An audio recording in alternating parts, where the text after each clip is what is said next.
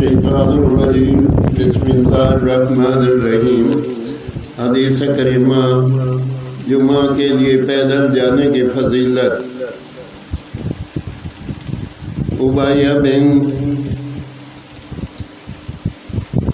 رفاع فرماتے ہیں کہ مجھے ابو عبس رضی اللہ تعالی عنہ نے پایا اور میں نے اس وقت جمعہ کے لیے جا رہا تھا تو انہوں نے ابو عبس رضی اللہ تعالی عنہ نے فرمایا کہ میں نے نبی کریم صلی اللہ تعالی علیہ وسلم کو فرماتے سنا، جس کے قدم اللہ کی راہ میں غبار آلود ہو گئے اللہ تعالیٰ اسے دوزخ پر حرام کر دے گا۔ آمین۔